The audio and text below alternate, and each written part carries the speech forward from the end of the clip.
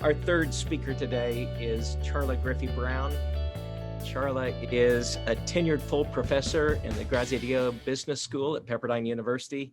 She's the editor-in-chief of the international journal Technology and Society. Now I'm going to read a little piece of bio and then tell you a little personally. In addition to her current work serving on corporate boards and as a strategic advisor to executives, she's been a featured speaker sponsored by the U.S. State Department in transitional economies, such as Bangladesh and Bulgaria, where she's worked with government advisors and heads of state. Most recently, Dr. Griffy-Brown has conducted research at companies such as Honda and Hilton Hotels. She's worked with CIOs from the U.S. Treasury Department, the Internal Revenue Service, the U.S. Department of Homeland Security, FDIC, and NASA, exploring critical success factors for these roles. Dr. Griffy-Brown graduated from Harvard University, is a former Fulbright scholar, and holds a PhD in technological management from Griffith University in Queensland, Australia. She's worked for NASA in programming at the Kennedy Space Center and served as a consultant for the United Nations Global Environmental Facility and the European Commission. That's just a piece of a very impressive resume. But let me tell you what I really love. Bruce Bates is on here. We get to be on the leadership team with Jared King, who is also on here, church planner in Seattle. And it just felt to me like our leadership team tried and tried. I don't know what we offered Bruce, Jared, I don't know, but Charla joined the group and it became a very different group. And I learned more about leadership just listening to Charla than any book I've read. And so Charla, thank you so much for coming. And I look forward to you sharing with this group. I know you believe this group is critically important. So thanks for coming to be a blessing to them.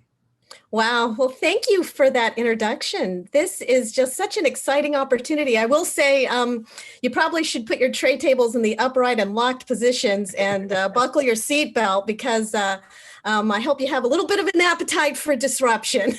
It's a little bit of a contrast here. And I'm just excited to have the opportunity to share something which I hope will be helpful to you as we all continue to navigate the turbulence of 2020 and beyond. And what I'd like to start with is the reality that greater is coming. And so if you'll join me, I just want to show a brief video to set the stage. And then we're going to learn a new dance move called the Corona Pivot, which I hope helps you build some strategy as you move forward in the churches and the ministries that you are engaged with. So, so let me just pull this up here. Hang on just a second. I want to make sure that it's ready. It is. And here we go. One of the things that we know about life is that it is always changing. Sometimes you're up, sometimes you're down. Sometimes things go real well, and sometimes they don't. Sometimes you're happy, and sometimes you're sad. Now that's that thing called life. And when we begin to understand and know that, accepting that reality that we will never ever have things just on an even keel all the time, that you're going to have some ups and you're going to have some downs. But during those down moments, that's where the growth takes place. That's where the work is. See, anybody can feel good when they have their health, their bills are paid. Anybody can be positive then. Anybody can have a larger vision then. Anybody can have faith under those kinds of circumstances. See, but the real challenge of growth, mentally, emotionally, and spiritually, comes when you get knocked down.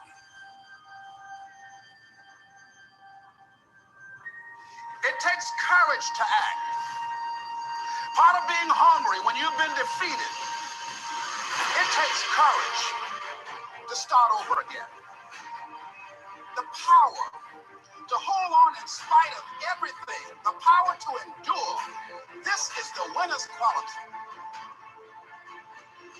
This is an opportunity for you to grow. You've got to be so relentless, regardless of what comes down the pipe, that you're always looking for a way to get over, always looking for a way that you can break through, always looking for a way that you can win, always looking for a way that you can strike a telling blow. that you're going to push yourself. Most people won't do that. Most people give up on themselves easily. You know the human spirit is powerful. There's nothing as powerful. It's hard to kill the human spirit. You've got to be willing to go against the tide. You've got to be willing to harness your will and say, in spite of this, I'm in control here. I'm coming back, and I'll be stronger and better because of it.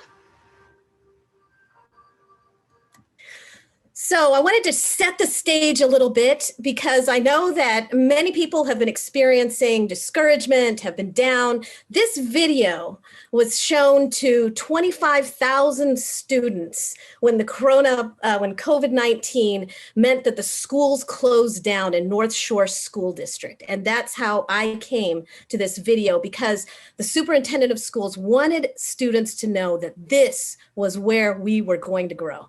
And so as I haven't had an opportunity to work with companies and organizations on what this truly means, I realized you don't have any kind of testimony without a test. And so it's all about how we are going to navigate and dance through this number. So I thought I would share with you some things that I hope are helpful in what you're doing.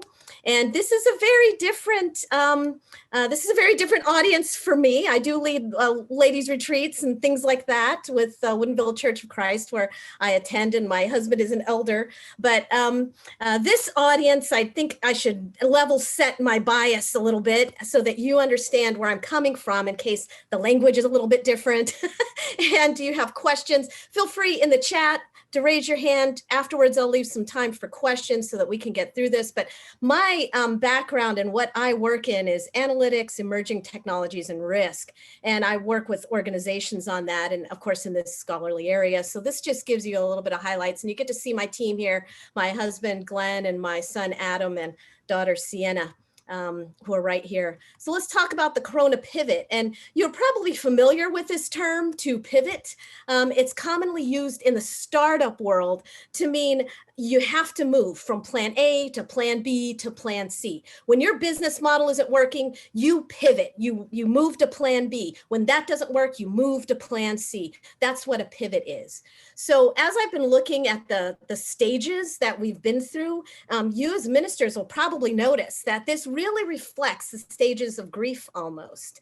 And so you start with disbelief, right? This idea that I don't really understand and maybe haven't internalized what's going on around me. And then of course there's acceptance, where yes, this is real and this is happening, and now I'm going to have to deal with it. But moving into adaptation, and I want to talk to you about innovation and then surging for recovery. That's where we want to be. Because, and we can talk about, if we have time, I can prognosticate endlessly. I was just in New York about what I think this recovery might look like.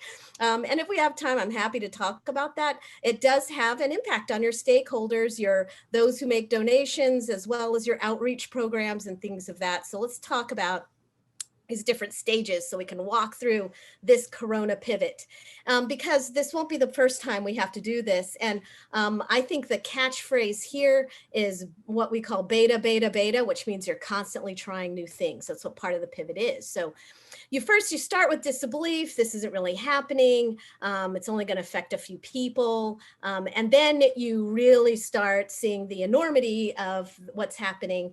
Even if it's short term, there's a recognition that this is far greater than anything we've experienced before. And after that, I think we move quickly into acceptance. And the quicker we move into that, I think the more capable we are of moving through the rest of this dance. And that's when, okay, we've got to do things differently. People are being sent home. There's going to be Zooming. There's going to be Slacking. There's going to be teaming. There's going to be this new normal. And I now talk in terms of the next normal, because I think there are phases that we are going through. And so this means that at this stage, you probably put the brakes on some of your outreach that you were doing, on some of your, I'll call them marketing messages. I hope that's not upsetting. And then you start to move into adapting. Okay. Now, adapting is an important stage, but I will suggest that the sooner you get to innovation, the better. And we'll talk about that. So the adaptation stage is, this is a new normal for a while. We see this in retail. We see this in most consumer behavior right now. And that is where you certainly have the RIFs and the furloughs. You have the conservation of cash. There's a new risk equation in people's heads that has been readjusted. And a couple of things that I think are important to do, employee care. And there was this wonderful self-care meditation previously. That is essential. And I will say the hallmark for any enterprise I'm working with now through 2021 is empathy. And the next piece of that is grace. Those are the two words that have to permeate what happens. That includes small acts of kindness. Even with enterprises, that includes small acts of kindness, reinforcing charitable giving. This is not a time to hold back, even though that might be the first instinct, but to actually reach out. To ask ourselves, who's at risk? What can we do? and then execute accordingly. You know, there's things that I've seen a lot of congregations do. I would put in this category of pulling things together, whether that's PPE, whether that's reusing the building. But there's this messaging with personalization that I think is pretty powerful in this environment. And it's all about finding what works, because what works a couple weeks ago may not work now. So it's this constant beta and movement. Ultimately, there will be equilibrium and there will be traction, but I think that, you know, we're a long ways from stability. So there's this need to continue with the pivot. This stage 4 is critical. So while we're adapting, this is when you ask yourselves what you would like the future to be. And because of that, you ask yourselves, how are we going to get there as a group, as a team, as an organization? And that's how you start planning out the next new normal. That's when you start doing some brainstorming. I recommend that organizations put together a strike team, and we call it an innovation strike team. At our church, we identified the most vulnerable right now were actually our elderly. So we organized an elderly care strike force. We called it Operation Senior Smiles. So, you know, you organize for what you're going to, for what your strategy is saying you're going to deliver. And there's different ways to do this. There's different design methodologies. It's all about getting these ideas and prioritizing them and testing them. And I strongly encourage radical collaboration. And this is what I see in industry right now. Synergistic partners, co-branding. It's a time for unity and dispensing of even traditional boundaries.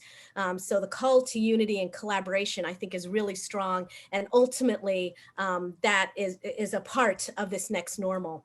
And with this, then you prepare what this new, we call it a new business model, will look like. And it will have elements of the old. That may even be one channel, but ultimately the idea is that you put together what this could and should look like, and then you start to build towards that. And that's where we're going to get to the 5th stage, which is surging towards recovery. One of the things you do in this stage is you identify the triggers.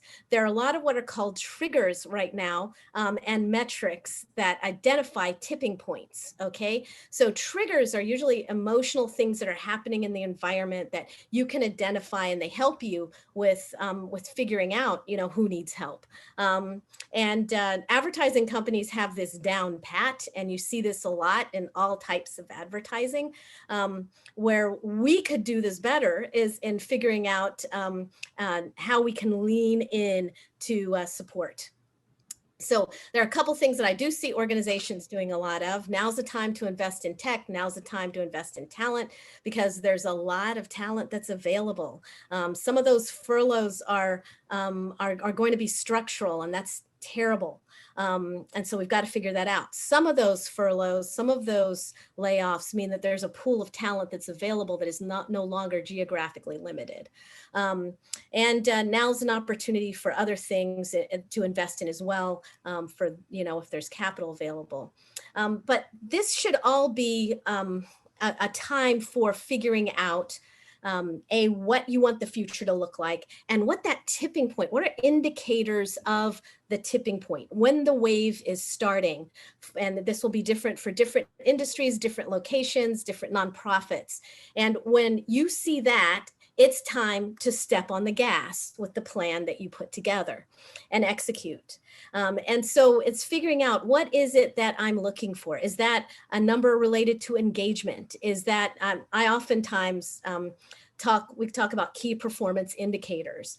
And a lot of times in churches, we use key performance indicators like how many people are present and what the giving is. And those really aren't all that helpful, actually. Well, the indicators of engagement are really helpful. How much community service engagement is there? What's the level of prayer? And what does that battle rhythm look like? Those are different key performance indicators. You'd have to brainstorm, look within your leadership teams, identify those, and put those in your plan. And so when you hit that surge, because there will be a surge, and I think there'll be a woohoo moment. I was on a board call this morning where we're talking about what that woohoo moment looks like, and then there'll be a boomerang. There'll be a moment, and I won't prognosticate. I do think it's going to be a year from now, when people will suddenly be excited to get out and to spend and to do things that they haven't been able to do in a long, long time. And then they'll boomerang and realize, there's some things we learned over the last 2 years that I don't want to go into the office all the time. There'll be different things that they'll boomerang back to. So you need to prepare your rollout plans. You need to look at those different metrics which help you build out your scenarios for growth. And then I do think investing in marketing and thinking about, however we're going to capture outreach is a good idea. It's all about that beta: implement, fail quick, refine, implement, fail quick, refine, and learning from that, so that when you reach equilibrium, you're really headed towards, where God dreams that we're supposed to be. So this is the Corona pivot, and I won't spend too much time into these trends because I promise not to prognosticate, but I think the big message is we have to reflect on what we've learned, and what this new world will be like that we create together. And if I'm not going to go into my favorite subject, which is emerging technology, but one of the things that we have learned in this new world is that we have been playing the wrong game. There are minds like Malcolm Gladwell and Neil Ferguson and Ian Bremmer and others who have talked about the fact that the game we have been playing in civil society is really more like basketball, where if you invest in your strongest player, that pretty much ensures a high level of success. The fact of the matter is, what we are learning, and I hope we internalize during COVID, is we actually are playing soccer, and we should be playing soccer. The reality of soccer is that you need to invest in your weakest player. You need to walk at the pace of your weakest warrior. And if you do that, that's a strategy for being effective in that game. And if you watch soccer players and soccer globally, you'll see that that's true, that it's really about your investment in the weaker player. So this long tail becomes extremely, extremely important. I've seen a lot that's going on in the chat, so I'm going to stop sharing my screen and open myself up to questions, comments, name calling, rebuttal. And I